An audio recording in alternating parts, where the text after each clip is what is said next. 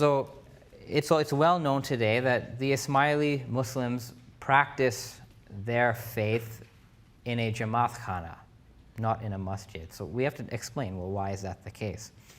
So firstly, historically speaking, Ismaili praxis has two elements.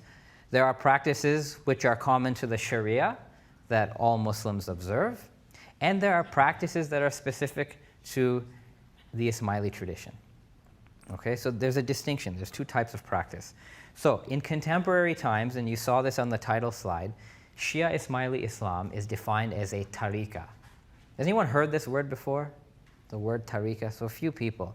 So the word tariqah here is used in a very technical sense.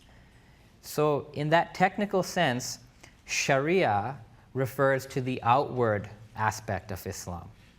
Tariqah refers to the inward aspect of Islam. So what is a tariqah then? Well, our textbook talks about the tariqah. And, Murata and Chittick write that the tariqah is looked upon as a narrow path followed by a relatively small number of people. Right? In contrast, the Sharia is a broad path.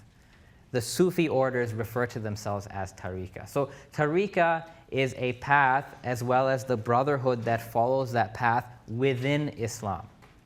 Tariqah is not a madhab, and it's not, like a sect, right? It is an esoteric path within Islam that not all Muslims are obliged to follow, right? So there are many tariqahs. There are Sufi tariqahs. So Ismaili Islam has to be understood as one of these tariqahs. Now, why is this important? It's important because tariqah rituals and practices, generally speaking, take place in spaces other than the masjid. These places coexist with the masjid, but they are not masjids. Places like Khanaka, like Zawiya, like Riba, and the Jamatkhana. Jamatkhana is actually used by other Sufi groups, not just the Ismailis. The Chisti Tariqah in South Asia, their place is called the Jamatkhana as well, right? And the thing to remember is that these places, these Tariqah spaces, are generally restricted in terms of access. They are restricted to those who are murids, those who have pledged bay'ah to that tariqah's pir, sheikh, or murshid. That's something very important to remember, right? Because not all Muslims are part of a tariqah. Only those who have given the bay'ah to a particular tariqah are part of a tariqah. So similarly, right? So if you have not done bay'ah, you cannot just show up to a Khanaka and be like, I want to pray with you, or I want to see what goes on. They will not let you in, right? So that's something to remember. So on that line, the Ismaili Jamatkhana is also restricted to those who have given bay'ah to the Ismaili Imam. And some may ask, well, this is against equal opportunity and this doesn't sound democratic. Well, the word bay'ah itself in its root meaning means buying or selling. So when one gives bay'ah to a tariqah, one is actually entering into a contract. And a contract is a two-way street. So you see, everything that happens in a Khanaka or a Jamatkhana is part of that contract. So if one has not entered into a contract, then one does not have rights to the privileges and benefits of that contract. It's as simple as that. So, the restriction of the Jamatkhana is not about, it's not about exclusivism per se, right? It's a general practice that existed in all of the Islamic world for quite some time. So, very quickly then, I'm going to talk a little bit about the praxis in the context of the pillars, which we've been learning about. So, to be brief on this, the Ismaili Tariqah of Islam has the same pillars as other Muslims. There are some differences in forms, and we've talked about forms already. The other thing to remember is that because this is a Tariqah of Islam, these pillars have additional dimensions to them that members of the tariqah participate in. So, for example, the shahada is pretty straightforward. The Ismailis have the same shahada, right? Like many other Shias, there's a third shahada that's added, and in the case of the Ismaili Muslims, they recite Ashadan Aliyun Amir al-Mu'minin Aliyullah, which means, I bear witness that Ali, the commander of the faithful, is the exalted of God. Other than that, it's the same shahada. But then, because there's this notion of the esoteric, the shahada has an inner dimension. The inner dimension of the shahada in Shia Ismaili Islam is walaya. And walaya here means love, devotion, and allegiance to God, the Prophet, and the Imam. So from this perspective, it's not enough just to witness. The deeper meaning of shahada is to cultivate this inner sense of love, right? The next pillar is prayer, or salat.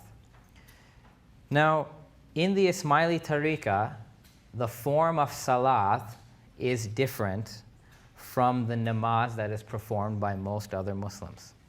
Okay? In the Ismaili Tariqah, the form of salat is a prayer that is recited 3 times per day.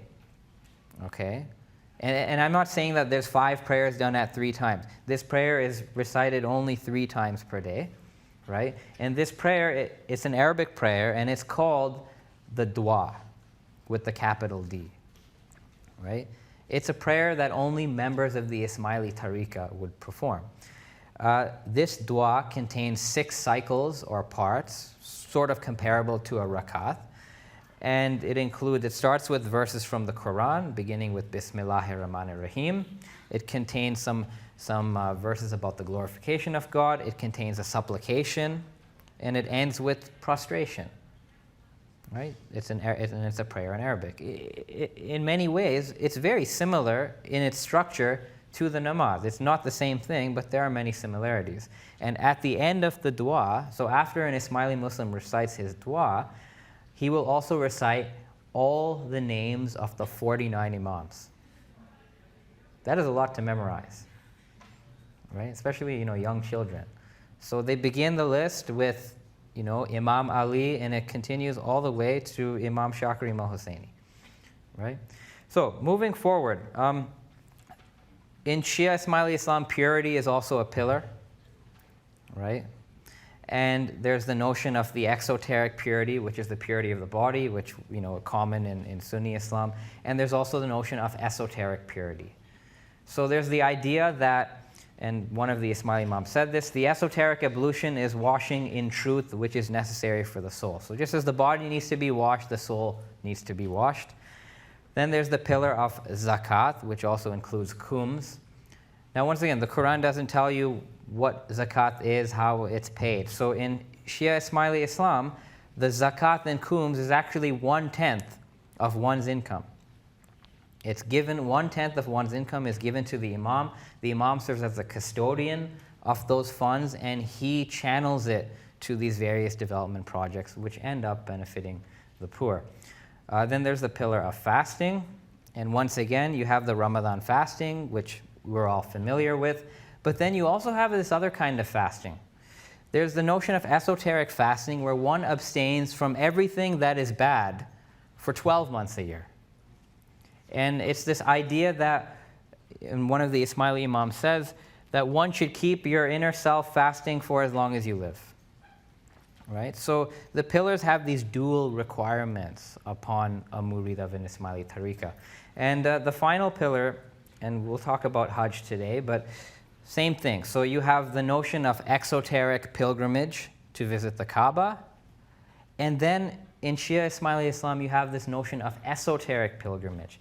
The esoteric pilgrimage is to have an audience with the Imam of the time. Right? So Hajj has that dual dimension as well. And it is a very, very significant thing in the life of an Ismaili Muslim to have an audience with the Imam. Right? It is very, very important. The Prophet's farewell pilgrimage was very, very important. Why? Because Muhammad was amongst his followers.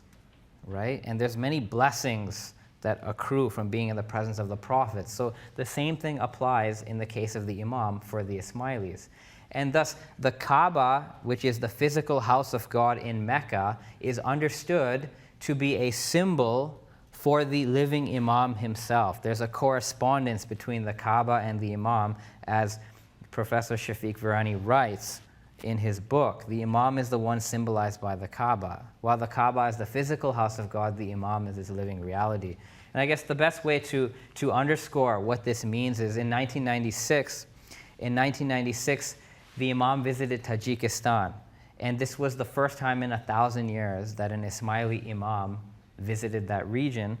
And here's a little picture of the scene that was there, where the Imam literally walks amongst the Ismaili Muslims. So it was a very, very jubilant time. And I'm saying this because in a couple of years, the Aga Khan will visit Toronto, and all the Ismailis will be very, very happy, and everybody will be celebrating that the Imam is coming, and perhaps now we'll better be able to understand what all the hype is all about. So in conclusion then, I'll return to this, which we saw at the beginning. We've talked about Shia Ismaili Islam, but this is only one response of many within the Islamic Ummah. The Ummah is very diverse, and at the end of the day, all Muslims in this Ummah have much more that unites us. And the Ismaili Muslims, tend to always emphasize that it's the notion of Tawheed and the Shahada which brings us all together. So in closing, I would like to just share with you an extract from the Aga Khan's letter to the Amman conference, where he really emphasizes this notion of unity. So the Aga Khan says, and I quote, "These are the fundamental principles of faith enshrined in the Shahada and the Tawheed therein, which bind the Ummah in an eternal bond of unity.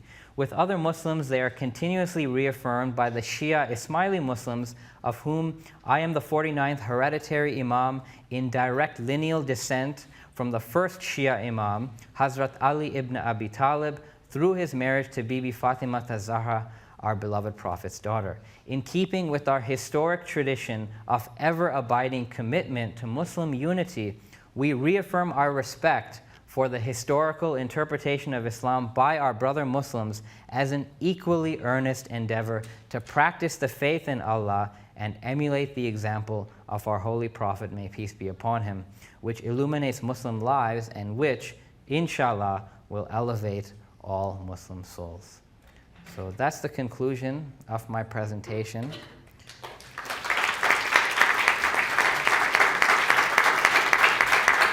So thank you all very much for your time.